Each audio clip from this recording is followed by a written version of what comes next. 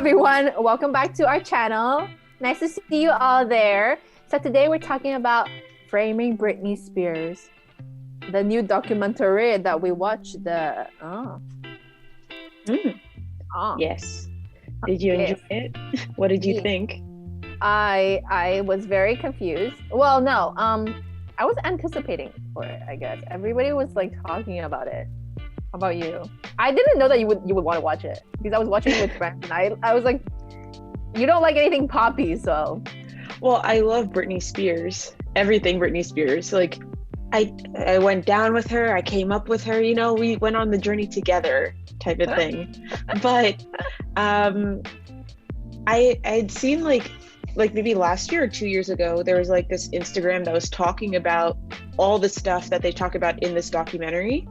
And I started talking to my mom about it, like, oh my God, do you know what they're doing to Britney Spears? They're like driving her crazy and like making her awful and like ruining her life.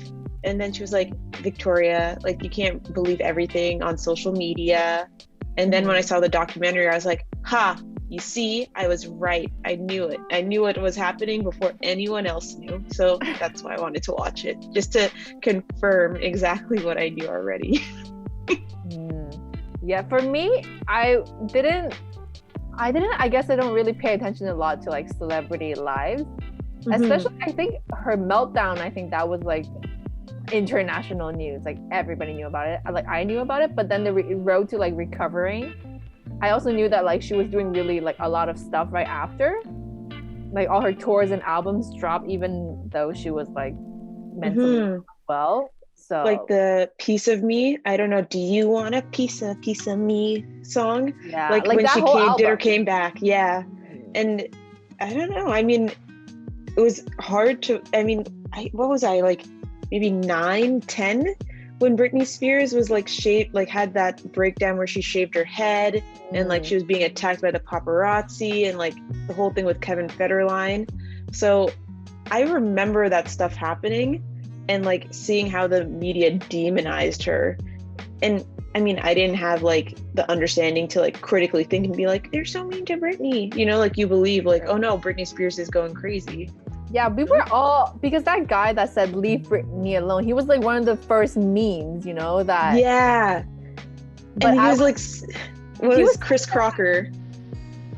You're lucky she even performed for you bastards! Leave Britney alone! Yeah, now looking back, it's like he was the one that was like woke. And then honestly, we were the idiot. Yes, but I mean, it was early YouTube was just so raw that you could do that and go on a rant and stuff like that for 30 minutes about like leave Britney alone and all this stuff. And I think that was like, I don't know if that ignited it or he just understood like, hey, like she's a human being, like you can't just keep bashing her and not expect anything to happen. I didn't know it was a 30-minute video that he did on YouTube. I'm pretty sure it was pretty long. Yeah, he wasn't just that one frame of him saying leave Britney alone. He has like a whole rant. I remember watching it. Wow. Oh, look at you. I never watched that stuff, so I didn't know. Poor Brit. Miss not poppy over here. I know. Culture. Back then you actually followed the trend stuff. Ew. Did you like, was Britney a big influence for you as a kid, or like who were your like icons? You know, the thing is, it's weird because like when I was younger, I was born in Canada, but I kind of like went back and forth to like China. But like I remember coming back here, and the first concert that we went to, me, like my dad, my stepmom, and my brother, was a Britney Spears concert. It was I'm like so jealous. But we were like, it was like super random last minute. I think we were just like walking by the area where like the Bell Center or whatever. And then I think her concert was like gonna start or something. I don't know what. And then we got the tickets last minute from like those scalpers. And then it was like the seat from like all the way up somewhere. But I remember seeing her like this tiny, like on stage. She was like this, and I think she wore that like that orange thing, you know, the orange. Oops. Yeah. And then I think I didn't even really realize it was like a big deal or something, like that she was like a rising star and she's gonna be like, oh my God, popular forever. But I saw her like a tiny Britney Spears on stage. I'm so jealous. One of my first CDs was Britney Spears, like the very first one. The Baby One More Time. She's like sitting. Yeah, she's like sitting all cute. My mom didn't want to get me the second one because or the third one, the third album, I think it was the one where she did I'm a Slave for You. The one that she's like sexy. Yeah, exactly. She wouldn't buy that one for me. But she's like, this is inappropriate. This is vulgar. And I was like, okay, Mom. But now we saw in the documentary that it was such a bad time for like women celebrities. Oh man, I mean, we found out that like the amount of, like just watching all the creepy guys talking to her as a kid. Oh my God. What if she like not even 18 I guess maybe? No, she was like 8 or like 7 and that guy was like, can I be your boyfriend? Do you have a boyfriend? And then she's like, no, because boys are, what did she say? They're mean. She's so cute when she was younger. And I mean, no. Like an old guy being like, can I be your boyfriend? And they're like, did he say that or did he just say, he like implied it and said it. It's just like, my guy. Awkward. It's a little gross. But even like, and then the paparazzi like later when she was like dating Justin, when they were asking her if she was like a virgin in the middle of like a conference, who was saying that she was a virgin and it had to be like a public thing for people to know? I think it was such a phenomenon to have, like, because they said it's like the time of boy bands. So there's already this assumption that none of the guys are virgins. They're getting a lot of girls, but there's that double standard where the girl can't be sleeping around with a bunch of guys, right? So in that sense, like, and I think it's the same thing where there's like, you know, like the K-pop idols and J-pop idols, like there's this idea like the idol cannot be tainted by the real world. Like you can't have sex, you can't have kids. They can't even be in a relationship, I think, without telling their managers and everything. I think it's in their contracts, like the J-pop people that they can't date. So I think what happens is like the female artist becomes limited when she starts dating someone, because, you know, like she's not just like this empty billboard for you to plaster yourself on, like she's taken. You know what I mean? True. I think it is this idea, like maybe like the audience that like she's available, she's sexy, she's out there. She could be yours, like just buy into this fantasy. Yeah. Like, whereas dudes just imply that it's like you scream and pine. You know what I mean? And I think the other thing is that when I was a kid, you see the boy bands and it's like you want to marry them. You know what I mean? But when you see like Britney Spears, it's like you want to be her. You know what I mean? Did you want to be Britney Spears? Oh my God. I used to do the dances and like the Colonel screaming. I want to learn how to do that now. What is it? What was it? Or which one? There's so many. There's like Crazy. But there's one. Baby One More Time. Oops, I did it again. That one. When she did the. So cute. We should learn it. Yes, but we're never recording it. I mean, you have your TikTok, so you should record it to promote this video. That's gonna be a strong no. That's a hard no. We're just gonna say it's a pending yes. Okay. Oh yeah, so your fandom for Britney. Yes. Well, so it got to the point where there was this girl in my school, in my Catholic school, where like we didn't get into a fight, but it was like known like I was the Britney and she was the Jessica Simpson, and she like tried so hard to say like Jessica Simpson was like the better person, and I was like, no. And Jessica Simpson I think she was coming up around the same time as Britney. No, later on, maybe like 2005. A bit later. Yeah. But the thing was, it's like she had no attitude. She didn't dance. She just like sang. She could sing. Yeah, I think they were trying to make copies of Britney. Like every girl. Oh, very much so. Her, they were like, you're gonna be blonde. You're gonna be kind of sexy but cute. Is this chicken what I have, or is this fish? I know it's tuna, but it says chicken by the sea. You know, And like I that happened think to like they had Christina. she was like the spicy one, and then there was Pink. Yeah, And, like she was kind of rebelled the against it. outcast. Yeah. Because she wasn't like skinny and like, I mean, she even had Pink had the song Stupid Girls, which you could never make today, but is so relevant. Yeah, no, I'm not gonna get into it. Honestly, that song is so catchy. I love it. I know, but it's really like that. I'm not like other girls. Like I'm not into makeup, but I can understand that feeling when you feel like you're not, like you don't look that way. You know, you don't look like, especially now, like everyone who's getting facial surgery to look like the Kardashians. It's like that's what sells, and people are trying to mold you into that, and not to be intelligent or things like that. So as like a 12-year-old with no nuance, I could understand that song. You know what I mean? It related to me because I was like, oh no, the guys only like these girls. I'm not like that, so I have to be like this, you know, like stupid shit like that. So you didn't like Jessica Simpson? It's not that I didn't like her. I wanted her whole like just desserts line. Do you remember that? No, what is it? It was this whole line of like beauty stuff. It was like lotions and body shimmers that she came out with, and it was all like pastries and like whipped cream and like cotton candy. See, I know what was happening I was aware. I was into all of this. Lip smackers, just dessert, pastry, sneakers. I was there for it. For me, Jessica Simpson, I just didn't like the way she sung. It was very much. I think it's because she was trying to be like Britney. I know, which is weird because it was already weird on Britney, but like, yeah. But then when you put it on another person, but she also trying. Yeah, because Jessica Simpson sang slow songs too with that. Yeah, voice. she didn't have pop songs. Yeah, so she sang like what was her song? What were her songs? I don't remember any of her songs. I remember Ashley Simpson's songs, but I don't remember any of Jessica Simpson's. It was very like, you know, those karaoke songs. But then she sang like sensually to those songs, and it was really weird.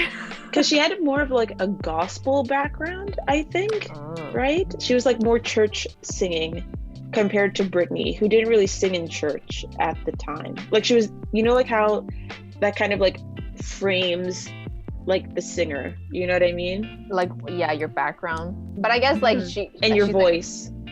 Yeah, the way you like sing. Because even Elvis had this sort of like gospel aspect to his music.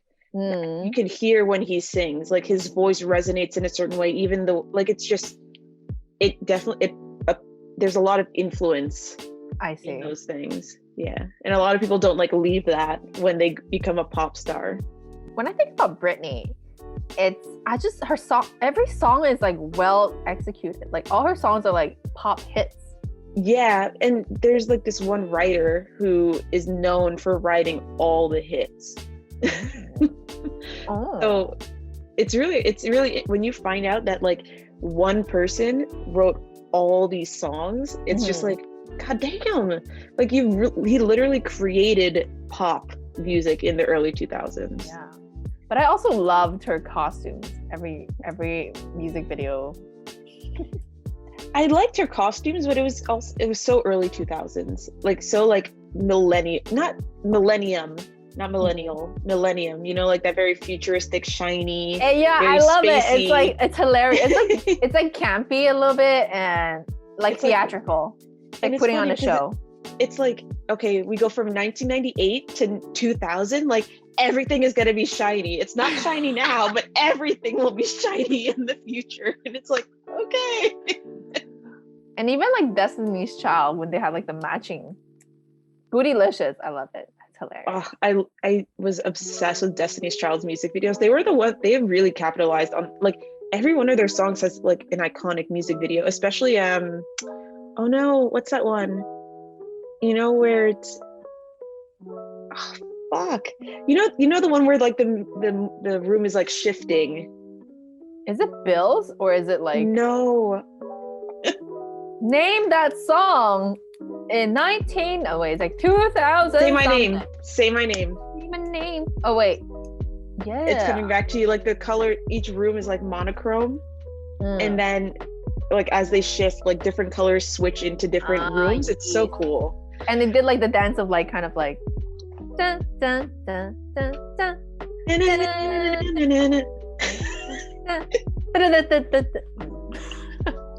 Wait, that's a different song. What am I saying? Man. So did you know what was happening to Britney in terms of like this conservatorship, the fact that she was breaking down? Like, were you aware of anything before you watched the documentary? No, I heard about the conservatorship only like not even like a few months ago. That I didn't know like all her dad like took care of everything, that she didn't have the right to refuse that kind of like relationship. I thought that he was just like the manager, so he would take care of everything for her. Did you? I didn't know that she was being so controlled. You know what I mean? I didn't realize it was like a conspiracy type of thing to like make her become a cash cow for the dad. Do you know what I mean? It was only recently that maybe like 2-3 years that I started like delving back into understanding what was happening to Britney Spears. And then when Diet Prada made it like an expose about what was happening and that whole Free Britney hashtag started happening, I did see like, I couldn't even put into words what was happening. I just knew that she wasn't happy and she didn't really have any control to change her circumstances type of thing. You know what I mean? But I knew that there was something going on.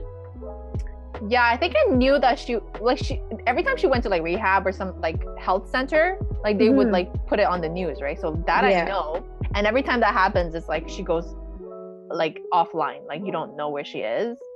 There's also like her weird behavior in general, you know, like in award shows, she looks like she's not interested. She doesn't want to do this. Like even when there was one performance she did for MTV, and it was just like, you could see she had no passion for it. You know what I mean? Like she was not doing this for herself. So yeah, you could kind of see. Yeah, it's so sad because in the videos we saw, like she was so eager to perform. Like, yeah, she loved it. Yeah. I guess she still does love the stage, but not the business of it and her being the product of everything. I think it's hard to like enjoy something when someone else is in control of it. Do you know what I mean? It's like when you can control what you're doing and you know the money's coming to you. It's like she's a performing monkey for her dad. You know what I mean? Like, and there's this idea that she can't function like mentally, but she's still able to perform. Like, you know what I mean? The whole thing was that she would get duped out of her money. Yeah, that's a possibility. Which, you know, it seems like there are a lot of people that around her that really are shitty people. Even Kevin. Yeah, definitely. And all her ex-boyfriends and that one guy that was trying to like hang out with her. Yeah, the guru or something. Yeah, like what his name was.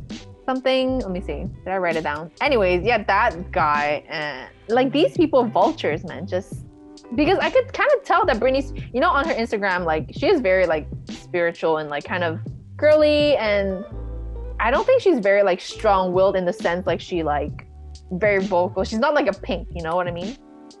I think like when you see the old interviews, you can see like there's this persona that she puts on. Like there's that one scene where she starts crying because that one mayor from the South said something like she would shoot her if she could, and she's like, oh, that's so gross, like strong Britney, and then she starts like actually crying, you know what I mean? True. And I think she does have a strong persona, but it's just like at a certain point, if someone says that they want to shoot you because you're a bad role model and this is something you love doing, I mean, it's gonna take its toll. Like plus she's on a lot of meds. Jaded. Yeah, she's like jaded from the whole thing. It's like in the beginning she had a bit more like attitude towards things said about her, and now I don't know, she's like felt beat down.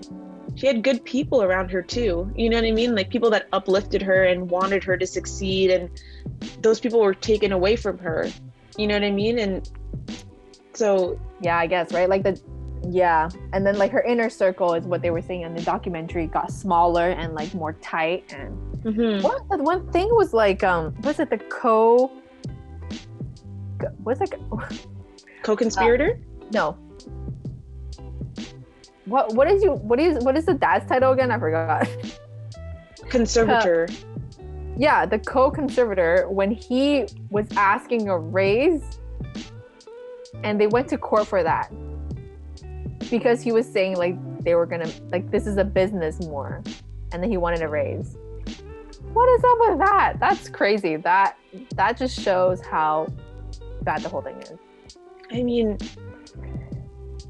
my biggest question is just like, where's the rest of her family? Where are the friends? Like, who are her friends? You know what I mean? Like, who can she talk to? Like, I'm happy that she has her kids back with her, but like... But imagine if you were famous, and it seems like she was always sort of like performing. Like, she didn't really go to school. She went 2 years to high school? Was it high school? No. High school. Like, so you weren't able to make that sort of like connections with people, and then later on you meet people in the business, so it always feels as if like they might take advantage of her, or they're not that sincere with her. But I think that's just the celebrity lifestyle. It's like someone's always trying to get a one up. Do you know what I mean? Or like be on your good side. Yeah, like be on your good side. You never know if like people are yes men, and most people are probably yes men. Like, no one's actually like going to be like, hey, I think this is wrong, or like, hey, this person's dangerous. Do you know what I mean? Unless they're like a friend who knew you for a long time. Yeah, if they meet, that means we're working on something. Like, yeah, either I'm most paying of the you time. or you're paying me or something. You know what I mean? And how can you be friends with like a person that you meet on the street, like you're Britney Spears? You know, like there's there's already this like this framing that people have of you, and it's not even who you are. It's just this idea of what they think you are, and they're trying to appeal to that rather than the real person, because like this persona overshadows who you are. You know what I mean? What do you think about the backlashes now? Because now people are digging around. I saw online about even Lindsay Lohan. We were saying, we were saying like people now are gonna go back to interviews of all these celebrity women that kind of fell victim to like, drugs or like addiction, media, and paparazzi, mental health and paparazzi and everything. So like there's like this video of David Letterman like talking to Lindsay Lohan when I think she was out of rehab, and then he was like kind of trying to like make jokes and dig into her, and then say so what were you in rehab in this time for? Was it can you tell us about this? And then she was like, we didn't do this in the rehearsal. And then she kind of got, and then people were, the audience was like, awkwardly laughing because, David Letterman still tries to make a joke. He's like, but come on, tell us about And then he's like, okay, I have a list here. Should we go through it and see if it's one of these? And then he was going to read out things, and she was saying like, no, don't do that. We're not going to do that. And then she was, trying to keep a happy face. And in the end, she started crying. So now, when you go to the rehab, what do they do? We're here for a movie. We have to what? Let's stay on the positive. Aside from that side of the positive. Like, she started tearing up, and then the audience was like, we love you, Lindsay Lohan. And then like, it was so awkward. Like, what do you think about all these, now people like want apologies and like it's just so sad. I think it's hard because that's like, I don't, maybe that interview was like 2007, 2008. Do you know what I mean? I have no idea when the interview was, but I feel like there's a different sort of way we speak to each other now. You know what I mean? That's a bit more caring and understanding than back then. Yeah. Back then it seems like you really had to have like a professional image. Yeah.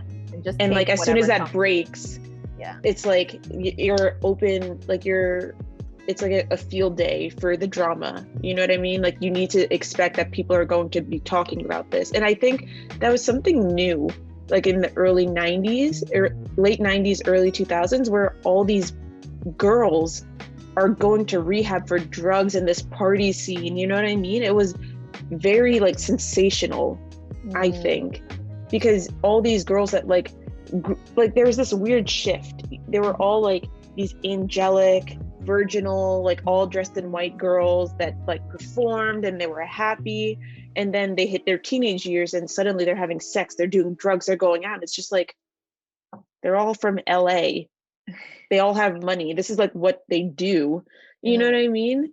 And then you demonize them, and I'm sure a lot of these girls had like trouble with like sexual assault, like pedophiles, people being weirdos to them consistently, you know what I mean? And you see the way their parents aren't even like involved in their lives. Do you know what I'm saying? Like when you don't have like a parent to advocate for you, you can be like brought to the trenches really easily. Like look at Amanda Bynes. Like no one knows what the hell happened to her. You know what I mean? True. She disappeared and like she came back and she looked like a meth addict. Like with the piercing, the piercings, crazy no hair. eyebrows. Like she looked like sick. She is still like you don't know what she's doing now. She's still not recovered, basically, I think. And that took like that one was like really shocking to me, because Amanda Bynes, she has like that cute face, that cute, really next door girl. Yeah. Look, you know? I don't know. That was crazy. And you know, and I think all these girls get so much more pressure put on them because they're seen as idols for other little girls, and it's just like, take care of your goddamn kids. Like I'm not your kid. Like I'm not a nanny. You know what I mean? Like you should be the one to be like, hey, these are the standards that you should meet.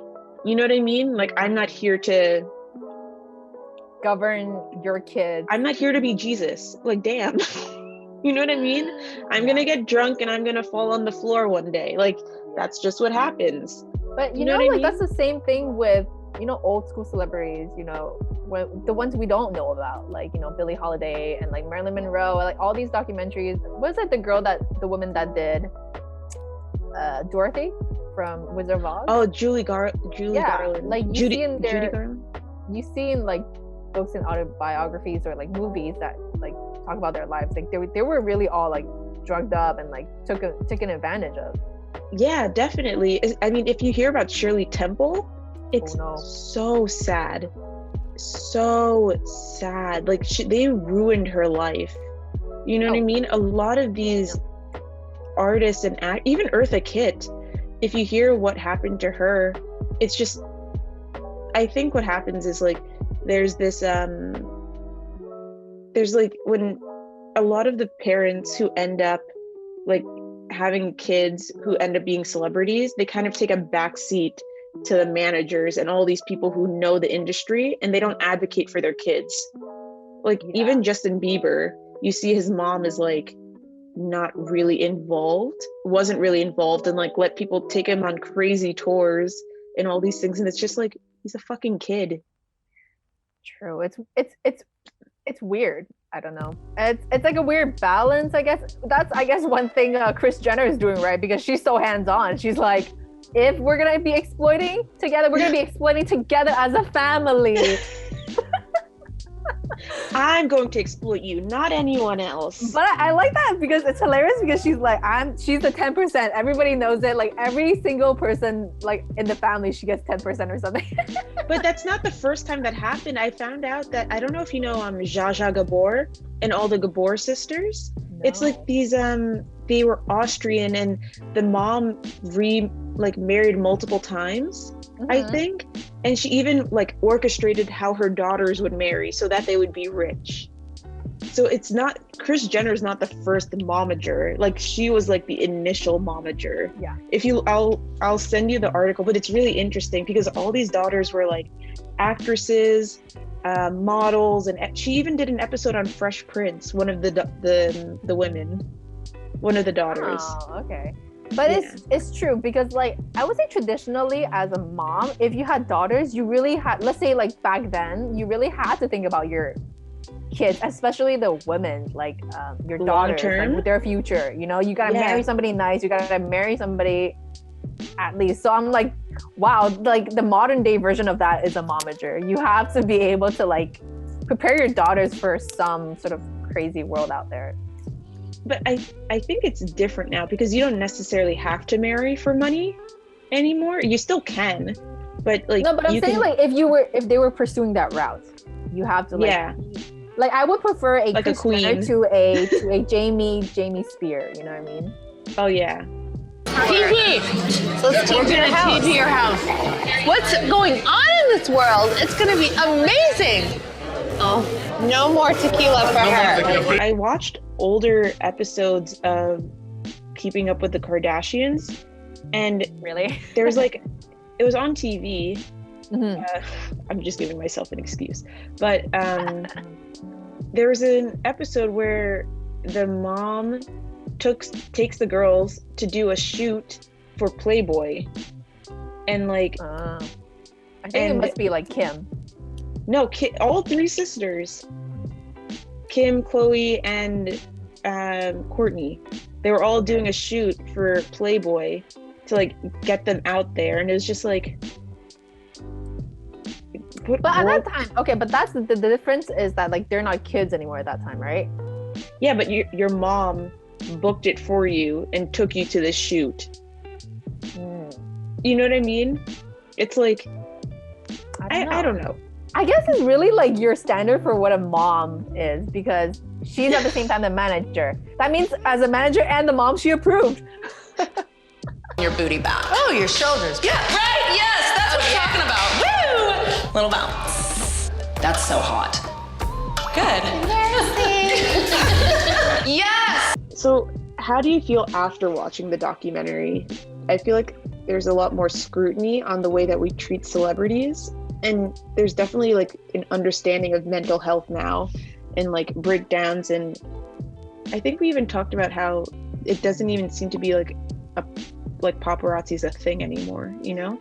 I feel I'm more hopeful for the future in the way that media is forced by the consumer now to like be more attentive to that. Because like, you know, there's still compilations online of like women getting actresses and celebrities getting stupid questions, you know, like when Scarlett Johansson gets like the diet questions, or if like Ariana Grande gets like, if you have to live without makeup or your phone, which one? You know what I mean? Like these dumb questions.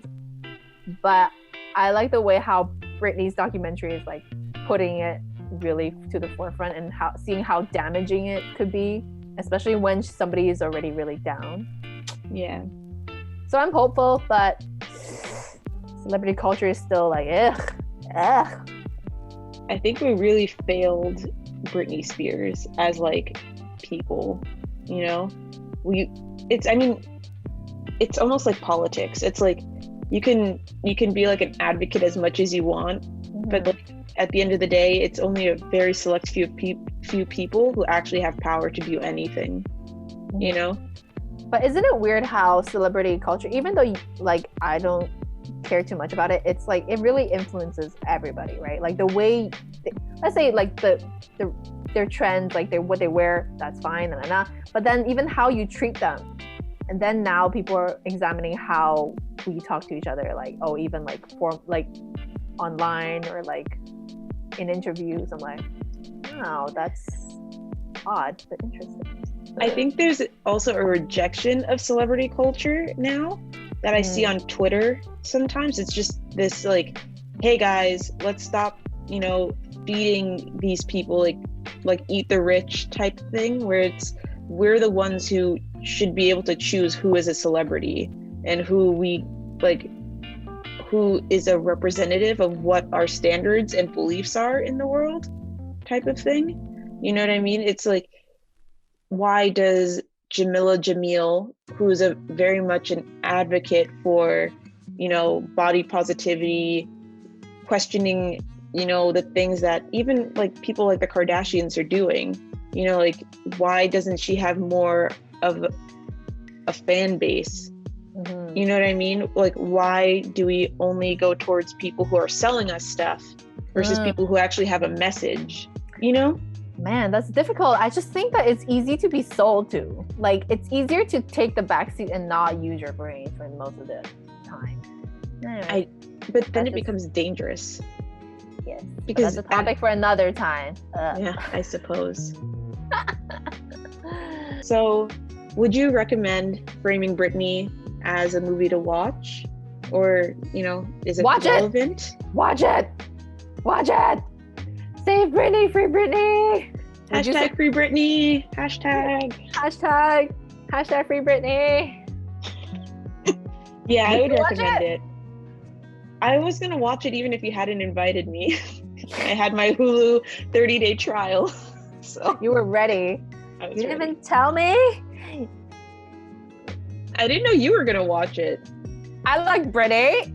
I always play her, and I feel bad for my neighbors who might hear me listening to Britney too much. Only listening or just singing too? Baby. All right. Thank you guys for watching us. Please like and subscribe. Please subscribe to us because we're trying to get that 1,000 subscriber this year. And share with everyone. Sharing is caring, except that it's pandemic germs. No sharing. No, don't share any air or glasses or masks. Okay, see you guys. See you guys soon. Bye. Bye.